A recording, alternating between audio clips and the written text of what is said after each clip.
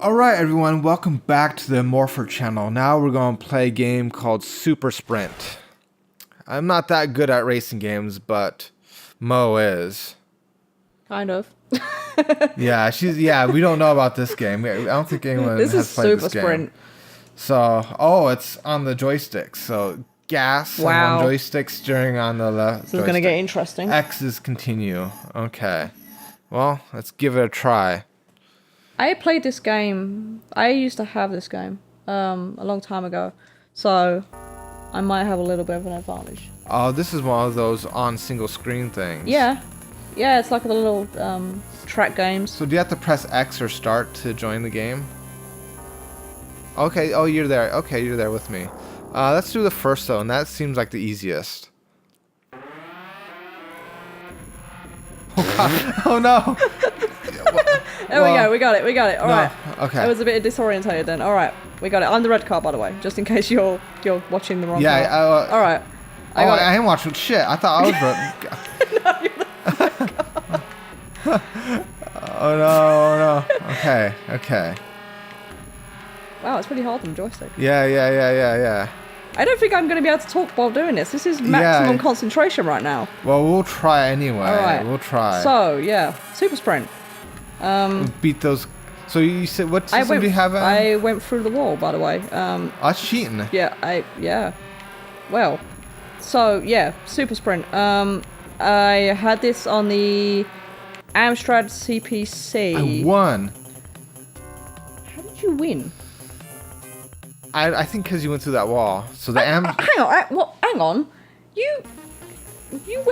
You crashed into the wall at the beginning, and then you won the race. I think you have to press start.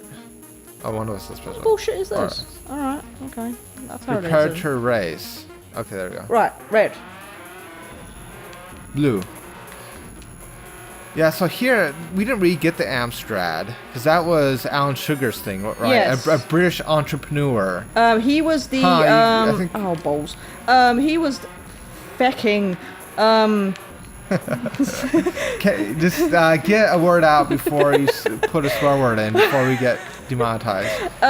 Okay, yeah, Alan Sugar was on the British version of The Apprentice, I think it was. Yeah. So, I don't want to say he was the kind of Trump of yeah, the, that's the word. Is that a swear word now? That should be. Yeah, so he was I think like all politicians should be a swear word. He was an entrepreneur kind of guy on that, and he made the Amstrad. And he was not, I don't believe I don't know, I can't speak English, I'm sorry. I think he was around like the area that I live. Oh area. yeah. So it was kind of funny because he's... oh, you won. I won, how? Yeah, hearing him speak, he's very kind of London-y sounding. You mean posh? No. Oh, you mean like Like my East London-y type. Cockney? No, he's not. It was kind of like, I don't know. I haven't seen him in a while, but I always felt like his accent Lower was, class? Well, he definitely wasn't lower class, but his accent was more kind of on The Apprentice. It was, will you shut up?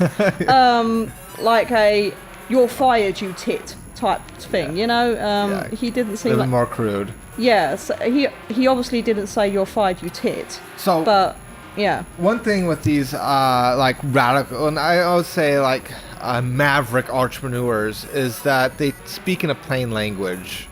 You know, that's one thing I can understand why people kind of like them. They don't talk down to people too much, but they're a bit braggadocious, though.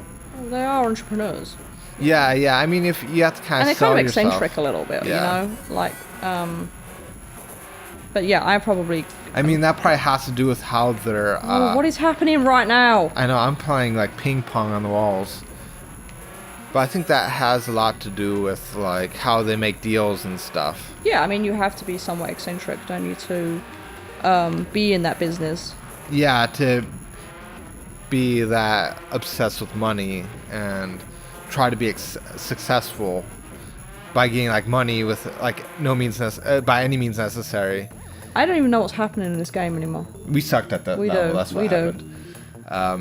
Like, for me, I need money to survive, but it's not like money doesn't really excite me. You know, it's more like I think I have to press start. Oh, game over. Game over. Well, that was fun. Yeah, for you. Yeah, you didn't press start quick enough. Oh no, maybe you're there. I got super traction. I like how it doesn't even give you a countdown. It's just like, go! Get to the chopper! Yeah. You know, but I mean, like. So money doesn't excite you? Well, I mean. Whoa! I just went straight over the grass with that one. It's a means to an end, but it's not the end. Oh no, I mean it's not the meaning of life, you know. Yeah, because you can have. Money doesn't matter as long as you do something with it.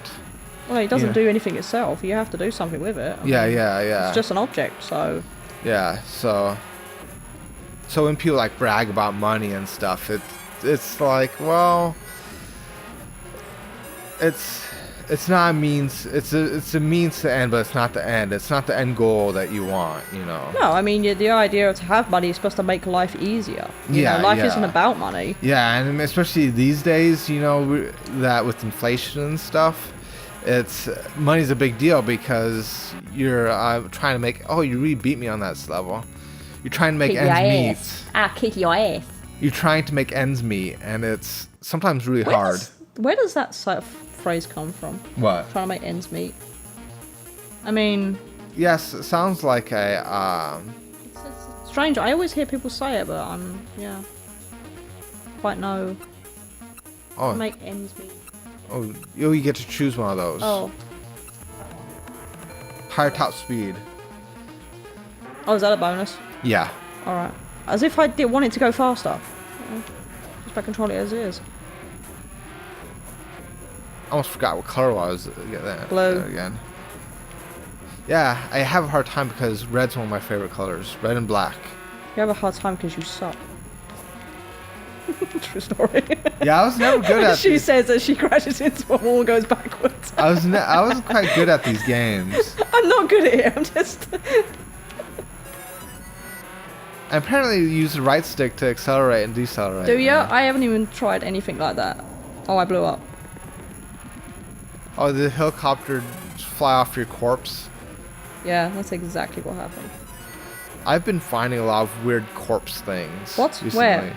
Like, okay, so there's a video on mummified mummy, mummification, which was to mummify yourself with honey.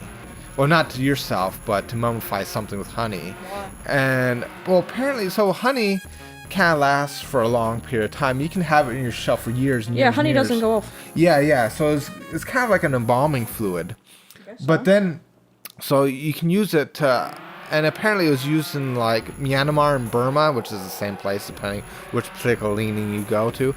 But if it was the wet season and they would need to cremate a body, they would have to wait. So they would use honey to help preserve the body until they could. Does it make sense? Yeah. Yeah. But the weird, here's the. That's not the weird part. Yeah, okay. The weird part is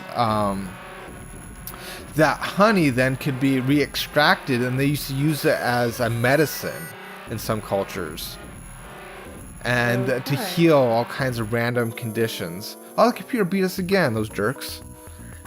And yeah. So that it's like a morbid fascination of mine. I mean, a lot of it was just, I think I have to press start. It's one of those things that it's like, oh, it comes from the body, so you're like having some of their soul in this honey, and like you're like extracting it. When you have the soul of the bees because they kind of made it. Yeah. Not the bees. Oh. Okay, I don't even know what's happening right now. I crashed. Oh shit! I keep on I have crashing. people dropping bombs on me. That's me. I'm crashing everywhere. There's helicopters dropping things. I can't make it across this bridge. Oh, this is embarrassing. Okay, I can't even drive down a straight road without hitting a wall. So, yeah. Oh, whose idea was this? Yeah, I know. Should have played this game before. Any game that has the word super in it, you need to watch out for. Yeah, anyway, dead honey. Yeah, and they would sell it as ointments, and it'd be very expensive, that kind of thing. Stuff like that all the time. Back when I was the era of the doctors who didn't know what they were actually doing. Yeah. You know. Yeah, I mean, they'll try anything. Yeah, and if it happened literally anything. And if it happened to work on someone, maybe just a coincidence. Yeah, maybe it's just a coincidence, you know. It was like, well, it's better than nothing. Yeah. You know. Oh, this guy was drowning, so I didn't know what to do. So I got a bellows and I blew air up his ass, and he woke up. So therefore, blew smoke up his ass. You know, yes, blew smoke up his ass, and so therefore, the cure to drowning is to blow smoke up his ass. Yeah. Kind of sound like the. Oh, it crashed again. You know the. Oh god! I just keep. Where are we? Oh, there I am. On the bridge. Really? Okay. Dropping bombs. I can't. Okay, I quit life right now. Yeah, from Gauntlet to this. I'm trying to do. I put Midway Classics Treasures. They're treasures. Yeah. Some treasures are just best left not found, you know. But then I also seen a thing about self-mummification. Oh, you won! How? Nice. How? So with self-mummification, it was a process that Buddhist monks, and I think it was specifically in Japan, would go through, where they would do this process of preparing themselves for mummification. Then eventually they would bury themselves in there, and they would and there would be like a tube of air that would go to them. And do you know that you don't even have to hold down the gas button because it doesn't even... Yeah, I haven't been holding that down. I thought there was a gas button, so my bad. And so what these monks would do is, so they'll be buried and they'll have a breathing tube, but then it'll be like that whole thing where you would ring a bell, and so they'll ring the bell daily to let people know that they were still alive. And if they happen to miss a bell ringing, then the people would take the tube out and let them just mummify there for years. And then they'll re-dig them back up. And if the process went correctly and they were in a good mummification state, they would be like declared as like a Buddha, you know, and then they would be there to for everyone to see as a holy religious figure. Because everybody wants to see a crusty old dead person as a, you know, I guess. I don't know. I just, yeah, whatever. Well, the thing is, like, we're from the West, so death is kind of taboo, that you're not supposed to see dead people, you know. I see dead people. And I think I have to press start. Yeah, there you go. Oh. Just reminding you. And I don't know, maybe we're overly taboo about death and dead people. Well, I don't think we should put them on display, but I mean, I don't think people should be so scared of it. Yeah, You know? yeah. It is a thing that happens all the time. And Well, I think people are scared of it because we are constantly being shielded from it. yeah. But then again, Why am I do you really slow? want to not... I Oh, mean, there you go. if there's a... Oh, you can use the analog stick to make you... Do you really want to, like, not... I don't think... I don't know. I don't want dead people just being like, hey, here's a dead person. You know, but at the same time... I don't think people... I don't know. I don't know how I feel about it. It just... It just feels... I don't think I would want it so out there that... You know... It's perfectly just... It gets... I don't know what I'm trying to say. You don't want it to be in your face all the time. I don't be on my face all the time, and I don't want people to not be saddened by death. To be so normalized that people are just not shocked about it. Yeah, they don't have any more. Yeah, I don't emotional even think it's connection. just like, oh well, he's dead. You know, because that way people would stop caring about. Yeah. You know, tragedies, and if the sight of death didn't shock people, people wouldn't really do anything to stop it. Yeah, I think don't I know know. what you're kind of getting at. That if death becomes the normal, it devalues life. Yeah. That's what you're saying. Like, Yeah, and kind it's, of like when back in these systems, people pretty much literally work themselves to death. Yeah. And then it would then it's just like, okay, you died working, and it didn't go anywhere. You know, your life was devalued. You know, and that, like, when they would talk about those orphanages back in the day, and they would say that, do I need more acceleration?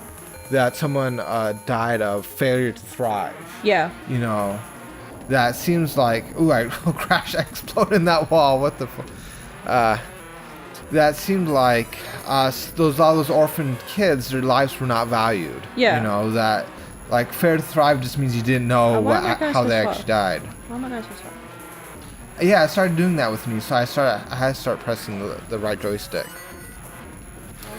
You know, you don't want to see death to be so common and so commonplace that life becomes devalued.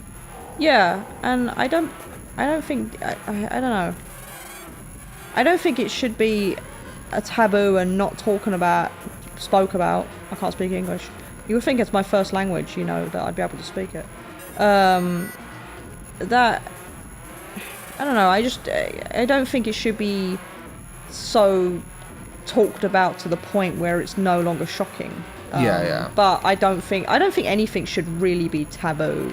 Yeah. I think everything, I don't think anything should be so taboo that you shouldn't speak about it. Mm-hmm. Because that's how we progress, you know, you speak about things, you talk about things, and that's how you understand things. But if you don't talk about them, you don't understand them.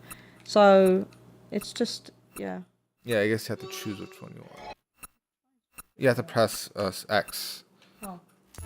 Oh, you got super crazy top speed. Oh, that's probably why you're beating me.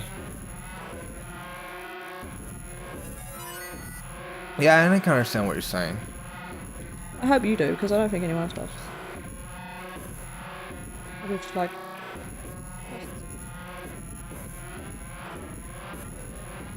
Yeah, I mean, I'm trying to think, like, if there's a culture out there where death is so common. I mean, I think it happens in these war zones, where people die so much, you know, you don't really get attached to anybody. Yeah, and that's the danger of it, is because people will start devaluing human life and would start being, you know... Like in World War II, you know, so many people die that you're just this like becomes listening. Yeah, and you just don't want to attach to people because you're just like, well, what's the point? They're gonna die anyway, you know. Oh yeah. And it's our job to try and prevent death, you know.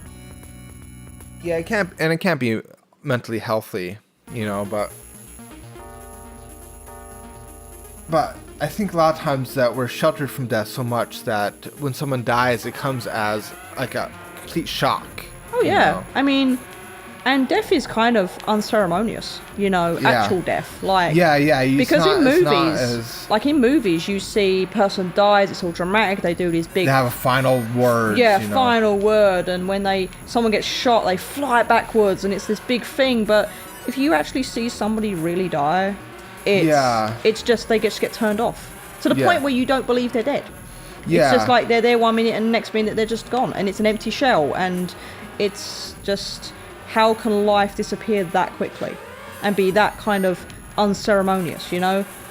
Like, how can so much a person be turned off quickly? That there were they've become nothing. Basically. That there were they did so much things in their lives. They have accomplished so much, and suddenly it's like... And it means nothing. Yeah. Yeah, I mean, that's really sad. Yeah. And that's why I think it like I hear you say sometimes that, you know, you like to put yourself out there and give yourself a legacy to...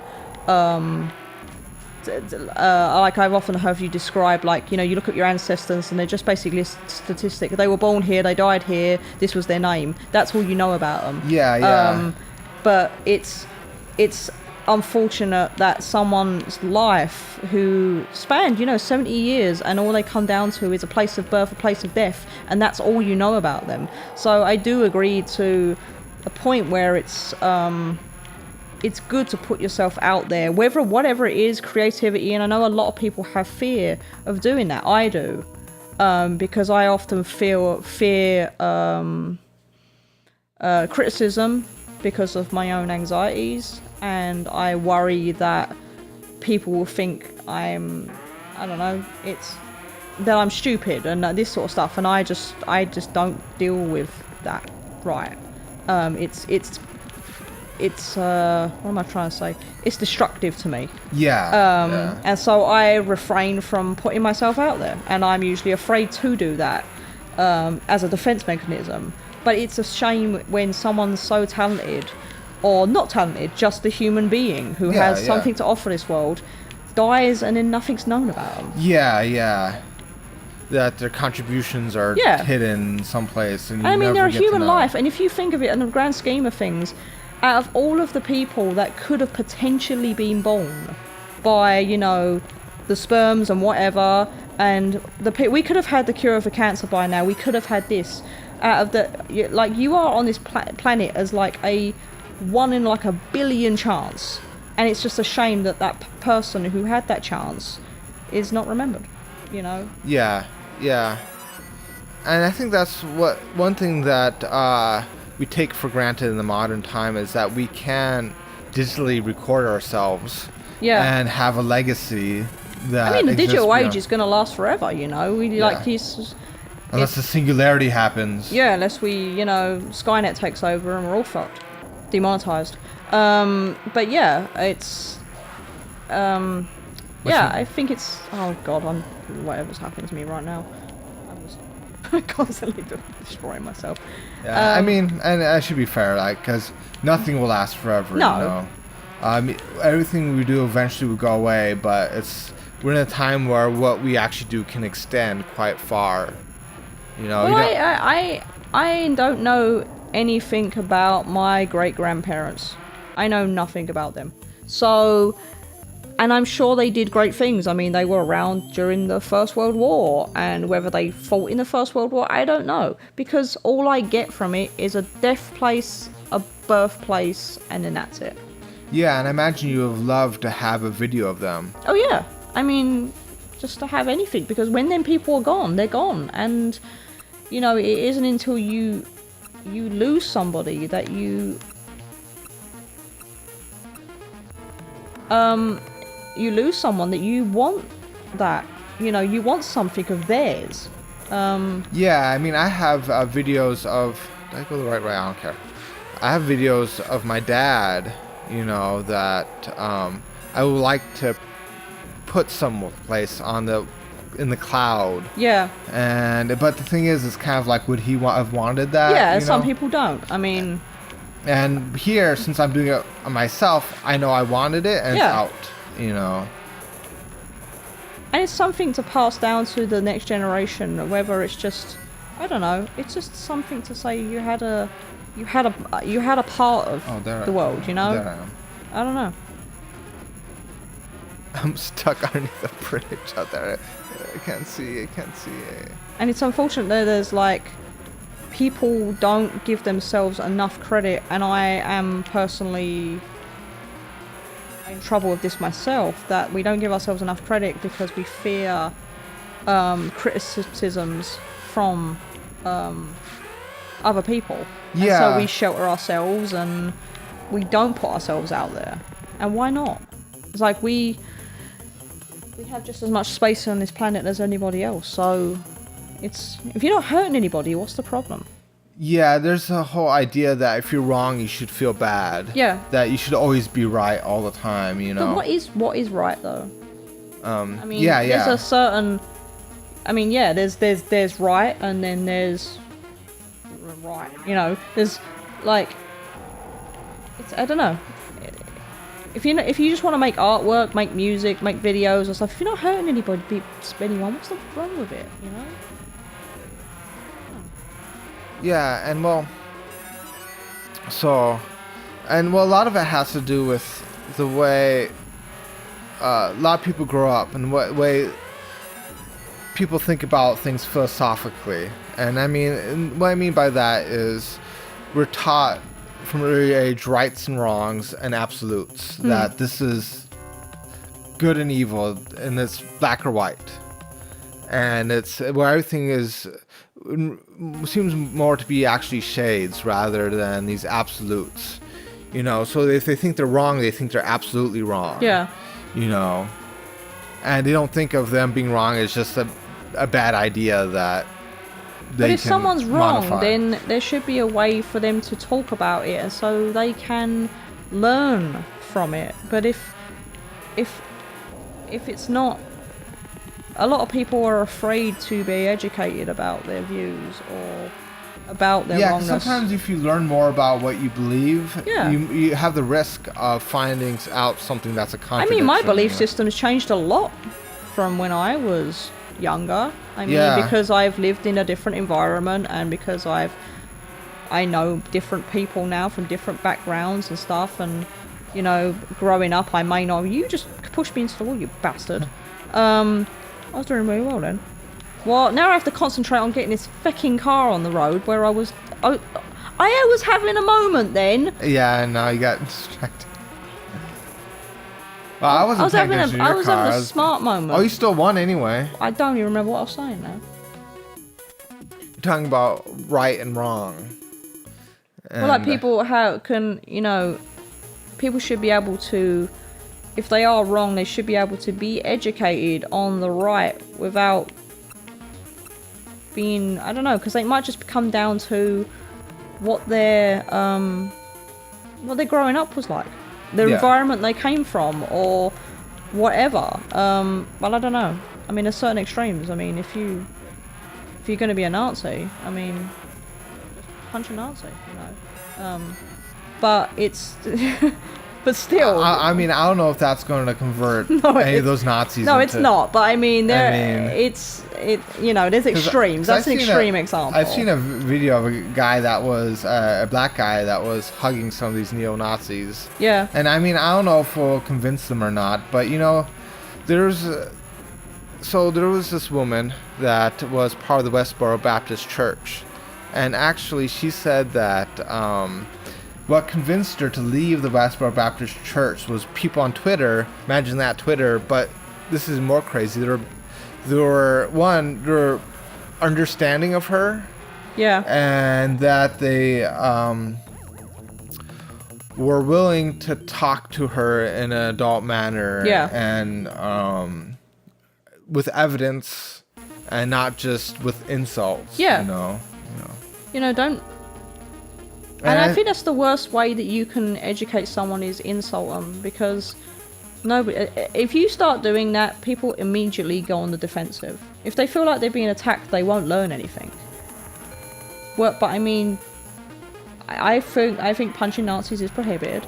But you know, there's also a way that, you know, people have to learn to talk to each other without immediately going on the attack. Yeah. About everything in life, because I don't know. Yeah. Well, I mean, the thing is a lot when you're debating someone, it's immediately you get those. Oh, I went and crashed. Nobody likes to feel like they're in the wrong. Yeah, immediately your brain is filled up with emotions and neurotransmitters. Yeah. So sometimes you can think of yourself as the most rational person, but once those neurotransmitters going, you know, you get amped up, and I don't know. Sometimes it's useful for people to take a break.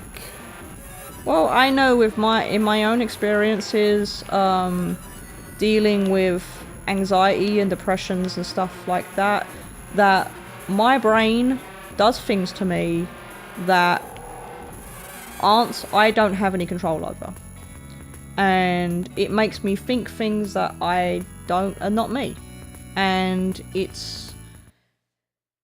I don't know. Sometimes my brain is not in a good way, and I don't know. Now, is there anything you do to deal with that? It depends. It depends on the situation. Sometimes I can be snapped out of it. Yeah, I know sometimes if I do something stupid, Yeah, sometimes it can, and then sometimes it just doesn't. pisses you off Yeah. even more.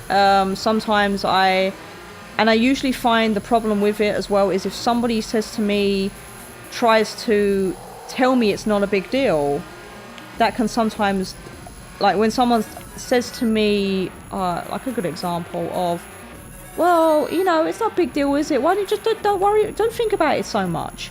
And to me, it annoys me because I'm like, well, all right, I will try not to. You know, if I could not think about it too much, I wouldn't. You know, but my brain doesn't work that way. You'd rather not. If you had the choice, you'd rather not. I'm not in control of what I'm thinking. If I could choose not to be under this, I wouldn't. But unfortunately, I don't feel like I'm in control sometimes of what my brain thinks about. Yeah, I guess there's no good way to deal with that. No. But I mean, it's rare that a solution's perfect anyway. No. You know.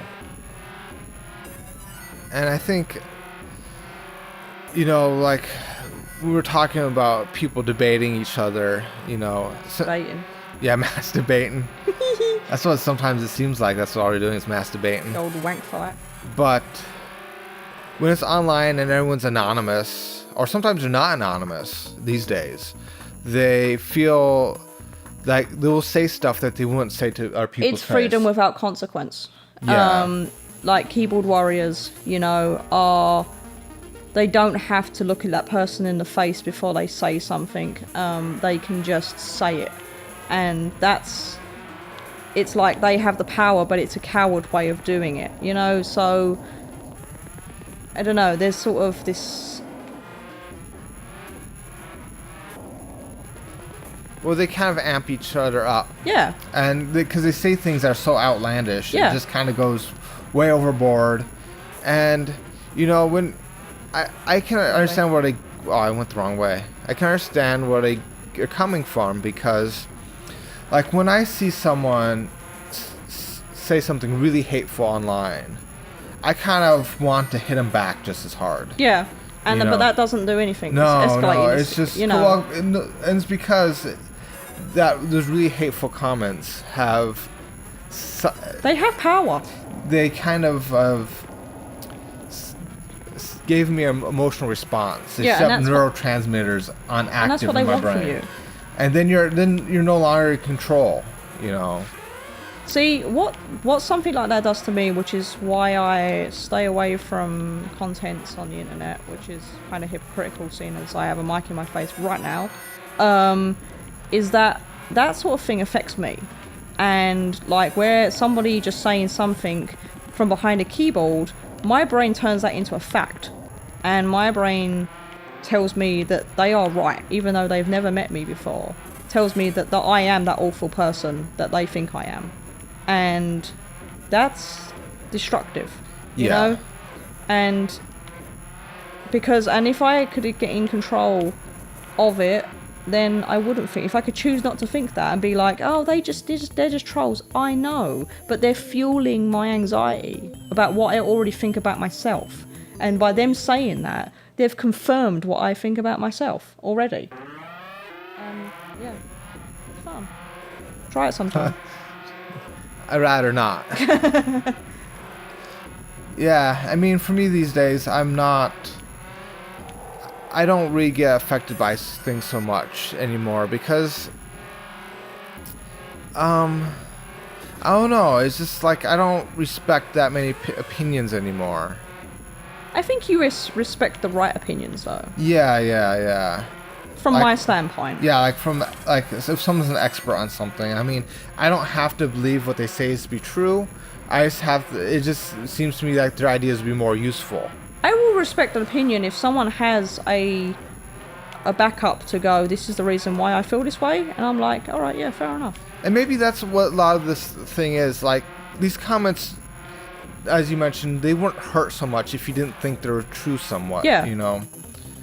And philosophically, I mean, I was always obsessed with what constitutes knowledge and stuff, and this led me down to the path of skepticism, where if two people are in a debate, how do you logically decide who's the winner? You know, both sides will give evidence. Yeah. But how do you then evaluate that evidence? It becomes a problem that you have to keep on validating to infinity. It's kind of like when a kid asks you why something is, and the kid keeps on asking why, and it gets annoying. is that there's no end to it. Yeah. And maybe for me, I'm at such a point in skepticism that if someone says something that really should be hateful towards me, I just don't believe that that there's a truth about the matter. Yeah. That there could be a truth in reality. It's just that none of us really know it. And the people that say that they know a truth, they really haven't really looked into what constitutes of what truth is.